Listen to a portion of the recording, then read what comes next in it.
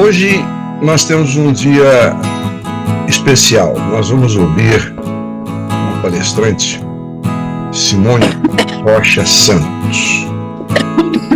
Simone, ela é graduada em nutrição pela UNB em 1996, graduada em educação física em 1992, pós-graduada em nutrição pela clínica pela Universidade de São Camilo, Rio de Janeiro, presidente do Conselho Regional de Nutricionistas da Primeira Região, 2007 a 2010, presidente da Associação de Nutrição do Distrito Federal, 2014 a 2018, e é servidora do governo do Distrito Federal desde 89. Simone vai nos falar sobre um tema que é muito caro para a sociedade brasileira: mulher preta em busca de oportunidades. Tenho o prazer de passar a palavra para você, Simone. Oi, boa tarde. É um prazer imenso estar aqui. Eu quero iniciar minha fala agradecendo a Valéria Blanco, que me convidou para estar aqui fazendo essa palestra para o Rotary, né? E quero também, prévia do Dia das Mulheres, né, dar início à minha fala fazendo uma reflexão em ser mulher na sociedade de hoje. Eu acredito que Deus, ele nos privilegiou com alguns dons especiais. Nós mulheres, nós somos pessoas que gestamos, né? Nós geramos uma nova vida. Isso é um dom muito especial de Deus. E além disso, além desse dom de gestar, nós também temos o dom do amor incondicional. Nós, como mulheres, somos aquelas pessoas que têm no nosso DNA esse amor incondicional. Somos aquelas que educamos, criamos junto com os nossos parceiros, os nossos filhos, mas esse dom de gerar, de gestar, é realmente um dom magnífico de Deus. E além desses dons, eu falo que nós também recebemos algumas habilidades. Somos mulheres, somos pessoas multitarefas, nós fazemos muitas coisas ao mesmo tempo, nós temos essa habilidade de fazer algumas coisas ao mesmo tempo. Desempenhamos vários papéis na sociedade e também desempenhamos esses papéis de forma paralela. Então, nós somos filhas, algumas são mães, eu agora vou ser avó, né? É um novo papel que eu vou desempenhar agora. Sou funcionária pública desde 1989, como falei, sou nutricionista, sou empreendedora, temos muitas faces. E é interessante falar que a maturidade é tudo de bom, porque com a minha maturidade, eu apesar de ter essa carinha, eu tenho 53 anos, vou fazer 54 anos em breve, a maturidade me trouxe mudar alguns conceitos em relação a esse ser mulher. Antigamente eu falava com muito orgulho que eu era uma pessoa guerreira, mas eu acho que esse é um conceito que foi incluído na cabeça da mulher, que nós temos que ser guerreiras e fortes sempre. Isso às vezes faz com que nós mulheres desencadeamos ou temos alguns gatilhos emocionais, porque a gente ganha esse rótulo, né? Que são guerreiras, que conseguem fazer de tudo, que dá apoio à família, dá apoio ao serviço, ao marido, aos filhos. Mas, como eu falei, a maturidade foi muito bom, porque com a maturidade eu aprendi uma coisa, eu brinquei, a maturidade e a terapia também. Me ajudou a dizer que esse papel de ser guerreira, isso não é tão bom. Ele pode ser necessário em algumas fases da nossa vida, mas isso não é tão bom. Então eu agora com meus 50 a mais, estou saindo desse papel de guerreira e estou agora começando a viver um dia de cada vez. Matando um leão por cada vez, né? Eu acho que isso é importante falar. Eu fiz uma telinha que eu queria abrir para a gente começar a pontuar, que eu propus aqui para gente. Quem eu sou? Eu sou Simone, como eu falei, eu sou Simone, nutricionista, filha caçula de um casal de pretos. O meu pai, ele é um preto retinto. O que é um preto retinto? Ele é um preto que antigamente falava que era um preto azulado, né? Ele é bem negro mesmo.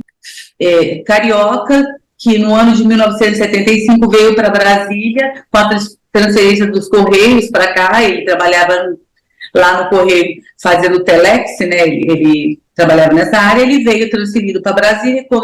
Quando os Correios veio para Brasília, e ele veio e começou a implantar o sistema de informática. Ele veio trabalhar com aqueles supercomputadores. E minha mãe, quando casou, deixou de trabalhar, foi ser uma doula, como era normal naquela época dela, e veio acompanhando o esposo para Brasília, e aqui cuidava da nossa educação, né? E, em um certo momento, ela conseguiu ultrapassar essa barreira e fazer um concurso público. Minha mãe não tem uma graduação, minha mãe estudou até o primário, como ela fala, né? Mas ela fez concurso público e ela trabalhou por vários anos como na PM, ela trabalhava servindo café, né? Ela era moça do café, né? Meus pais, eles colocaram alguma simbologia na vinda deles para Brasília, como se assim, vou mudar de vida, vou dar uma oportunidade para minhas filhas sejam alguém no futuro, que elas consigam subir alguns degraus na escala da vida delas, diferente que se a gente continuasse morando no Rio de Janeiro. Então, a minha família, que continua morando no Rio de Janeiro, tem alguns primos que também estão até lá, são pessoas mais simples. Hoje em dia a gente tem alguns outros graduados, mas até então, a primeira a se graduar em nível superior foi eu, depois outros primos conseguiram se graduar. Então, assim, o sonho do meu pai, ele conseguiu fazer com que a gente conseguisse subir esses pequenos degraus aí que a gente subiu, né? Enfim, mas como que eu fiz realmente para chegar até aqui? Não foi um caminho fácil, né? Não foi um caminho prazeroso. Eu vou dizer que algumas vezes eu senti muita dor. O racismo ele é estrutural no Brasil. E o racismo dói. Só sabe a dor do racismo quem já sentiu o racismo, né? Infelizmente, nós crianças pretas, a gente desde a escola sente esse racismo estrutural. E eu sempre tive na minha vida como às vezes que eu sofri racismos e que eu senti essa dor muito grande, elas serviram como combustível para que eu desse um passo mais à frente e para que eu falasse que isso nunca mais eu ia sentir aquele sentimento. Mas eu vou dizer que o primeiro racismo que eu senti mais doloroso foi quando eu estudava no colégio, porque eu sempre estudei em colégio particular, meu pai trabalhava em 2 empregos, trabalhava de meia-noite até às 7 no correio, na área de computação, e durante o dia ele sempre arrumava um outro emprego para poder complementar a renda e poder pagar uma boa escola. Eu estudei no Colégio La Salle, aqui em Brasília, por muitos anos. E aí, o primeiro racismo que eu senti foi que ninguém queria dançar comigo na festa junina. Isso parece bobo, né? Mas que me marcou por todos os anos da minha vida, de não querer mais dançar na festa junina para não ser rejeitada, né? Mas, enfim. Foi o primeiro racismo que eu senti de fato, né? Depois eu continuei estudando, no ensino médio mudei de escola. Eu fui estudar numa escola que era nova no Guará, que era em frente à minha casa, onde o diretor do La Salle foi ser diretor dessa escola e me deu uma bolsa de estudo, porque eu era uma boa aluna. E aí, com isso, eu consegui continuar estudando. E nessa escola, eu fui recebida nessa escola e foi o segundo marco de racismo que eu tive que me doeu. Um dia pincharam a parede da escola onde eu estudava e colocaram que ali não era o meu lugar. Simone, sua macaca, sua preta, o seu lugar não é aqui. Porque aquela escola era uma escola que eram de pessoas de classe média e média um pouquinho alta, mas era no Guará, e as pessoas estavam se sentindo incomodadas com a minha presença. Então, às vezes, e no decorrer da minha vida, várias vezes a minha presença incomodou. Quando eu assumi o Conselho de Nutrição como presidente, fui a única presidente negra, graças a Deus, do Conselho, tem outras que já passaram, eu fui a segunda lá, ou a terceira, mas eu me senti constantemente, é como se eu ficasse o tempo todo sentindo medo, reagindo medo, porque as pessoas, eu não podia ter direito de falhar, né? Não podia ter direito de errar. Mas como eu tenho uma boa habilidade de comunicação, né, como eu gosto de falar, e eu tenho um bom poder de persuasão também, eu posso dizer, a gente desempenhou uma das gestões dentro do Conselho de Nutrição que mais resultado teve dentro. Todo mundo resolveu me ligar nessa hora, mas tudo bem, né? Então foi uma gestão com muito êxito, né? E a gente conseguiu chegar a lugares que a gente nunca imaginou chegar dentro do Conselho, trazendo a nutrição para um protagonismo muito grande dentro da saúde, em Brasília principalmente, mas não só em Brasília, mas nos outros estados que a gente também tinha, que era da minha região, que é Goiânia, Tocantins e Mato Grosso. Então, não poder errar faz, às vezes, a gente recuar ou andar mais devagar, né? Ou caminhar com mais cuidado. Mas isso me mostrou que eu posso e que qualquer pessoa como eu pode ser ser o que quiser e chegar aonde quiser. E foi nesse momento que eu comecei a descobrir que eu não tive referências como pessoas pretas de sucesso em várias áreas. Era muito difícil eu ter algumas referências de pessoas de sucesso nessa área. Mas, graças a Deus, isso mudou. Hoje em dia a gente vê preto na TV, no jornal, na política, governando, deputados, senadores, fazendo gestão de empresas, grandes CEOs de empresas nacionais. Então, assim, a gente realmente conseguiu conquistar muitas coisas, né, em diversos lugares, né? E isso é muito importante. Então, hoje eu agradeço todas as pessoas que me deram a mão nessa minha caminhada, e eu tenho certeza que hoje eu sou referência para algumas mulheres pretas e mulheres não pretas também, entendeu?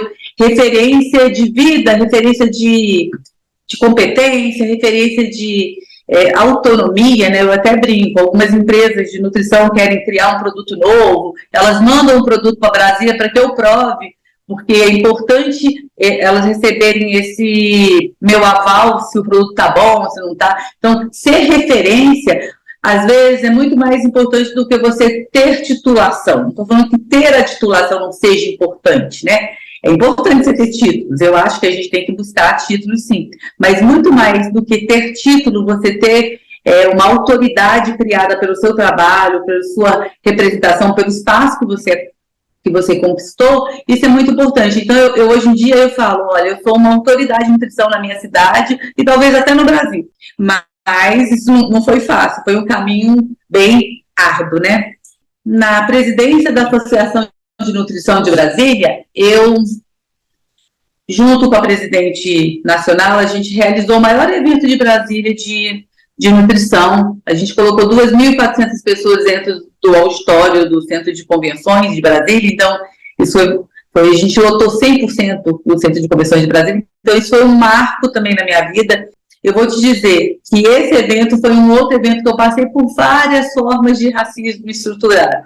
Primeiro, como é que podia uma pessoa negra estar ali fazendo aquilo? Segundo, era que como que eu teria conseguido fazer a lotação total desse espaço com tanta gente, dizer que essas pequenas conquistas, elas devem ser celebradas. E uma coisa que eu aprendi durante esse processo é celebrar cada vitória que eu tenho. Cada vitória, pequena, vitória diária, vitória de conseguir comprar um bem, por exemplo, eu consegui comprar o meu escritório, o meu consultório, então eu vibrei quando isso aconteceu. Então, assim, para a gente que é preto, isso é muito importante, porque a gente é muito silenciado. Tem coisa que só entende quem é preto mesmo, quem passa por isso.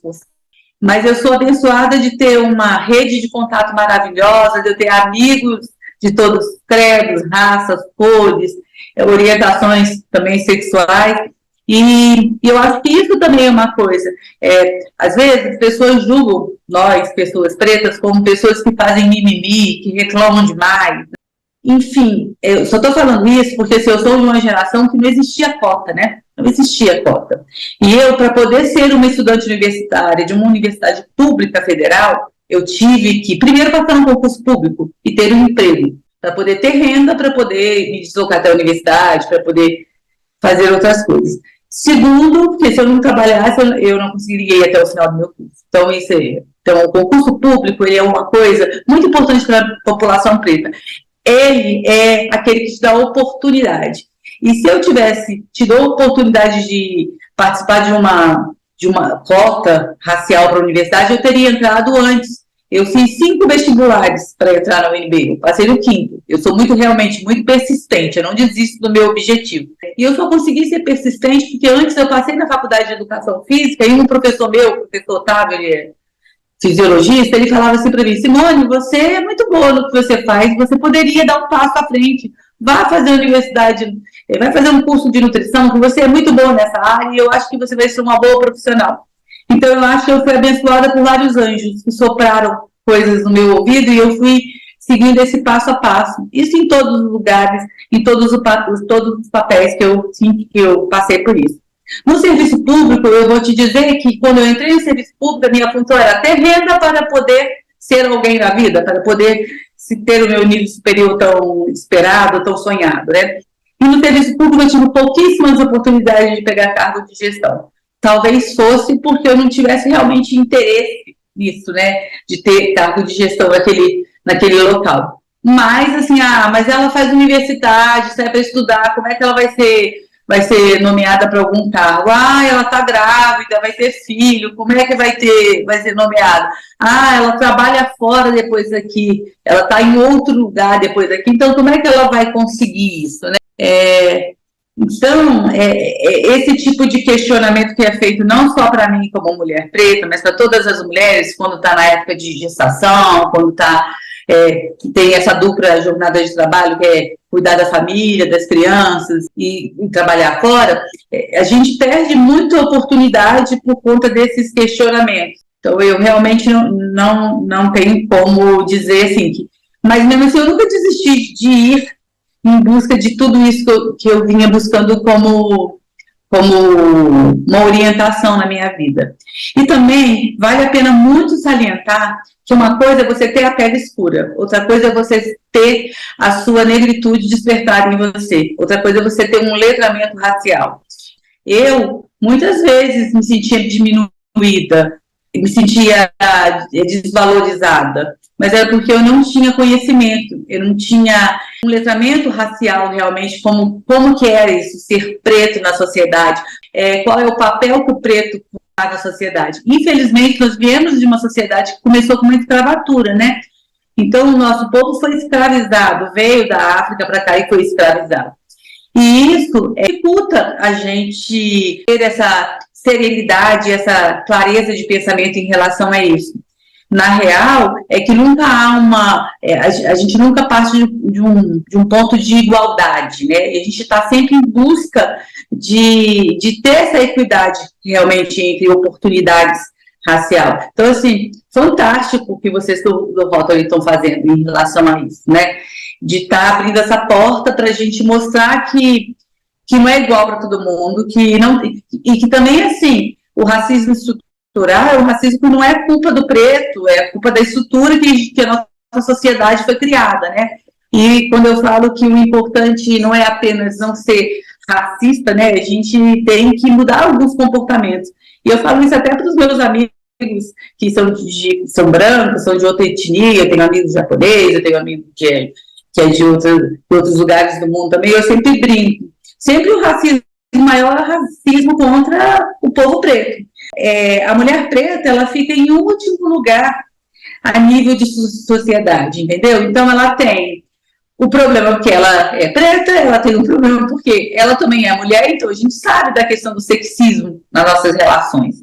Então, e o meu objetivo aqui era esse, falar para vocês que é um caminho doloroso, que poderia não ter dor, mas que qualquer pessoa pode chegar onde ela quiser, desde que ela suba um degrau de cada vez e que ela realmente vibre por cada um desses degraus subidos, né? E assim, hoje em dia eu tenho uma filha que é médica, né? Ela subiu um degrau acima, já.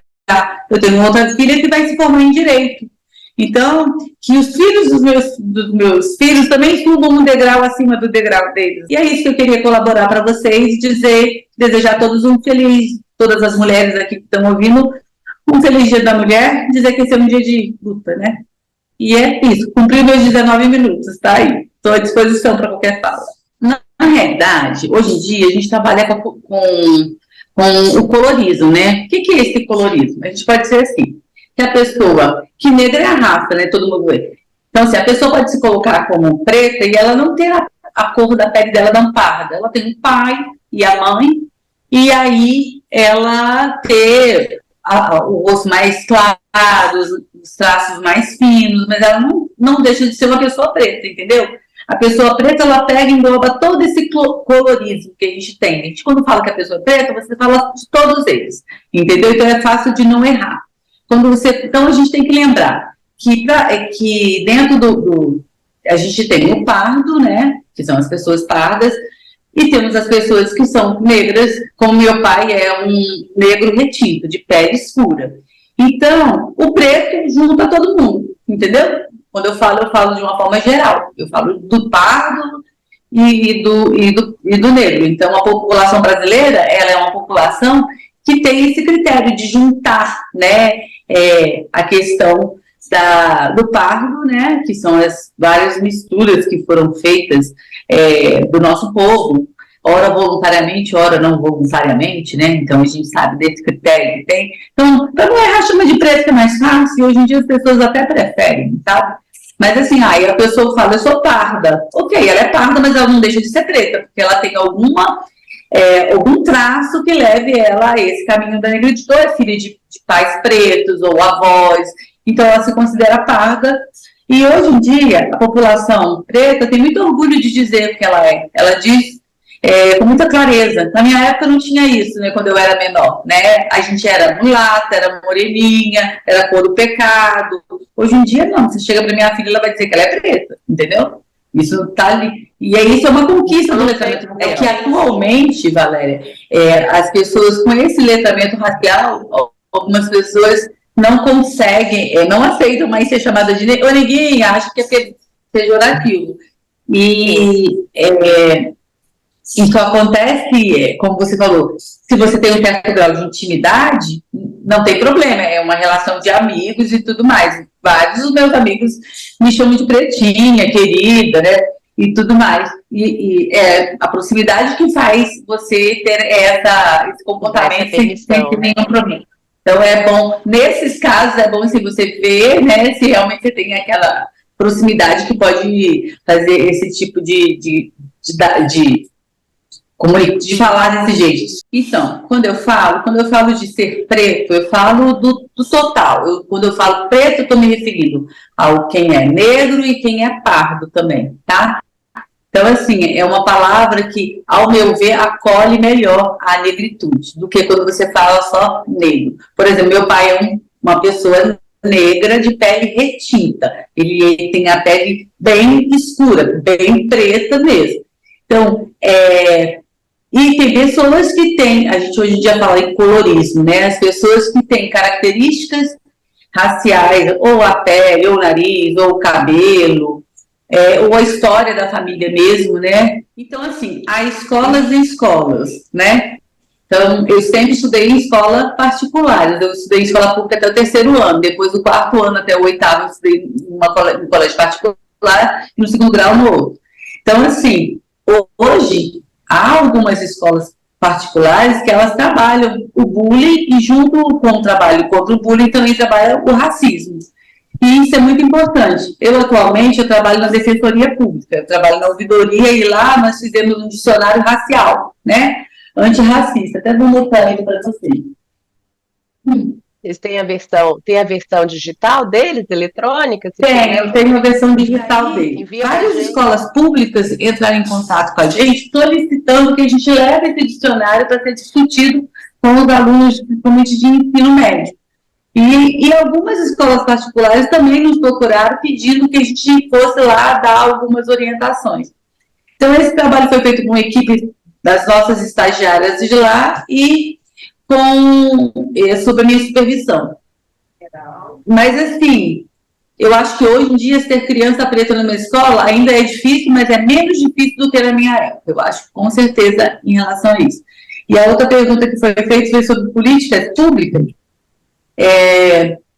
O que eu posso falar é o seguinte, que hoje a gente tem um Ministério da Integração Racial funcionando a pleno vapor, que tem trabalhado a questão de várias políticas públicas, desde regularização de terra de povos quilombolas, desde ações educacionais em faculdades, escolas, desde fomento à pesquisa, né? Saindo editais de pesquisa para pesquisadores pretos, entendeu?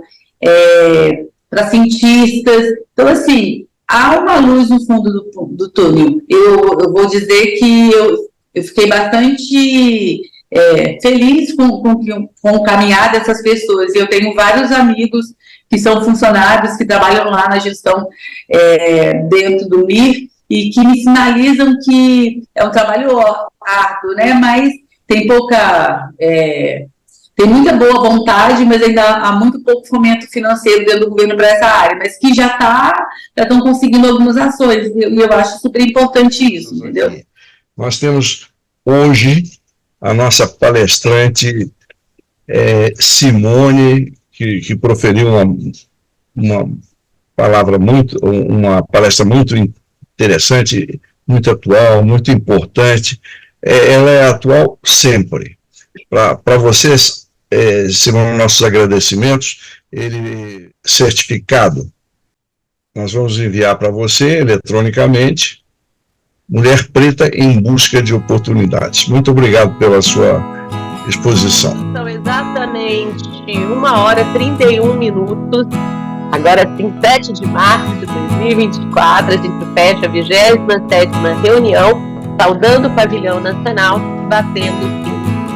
Damos por encerrada mais essa maravilhosa. E abrimos a sala aí nos próximos 15 minutos, sem protocolo.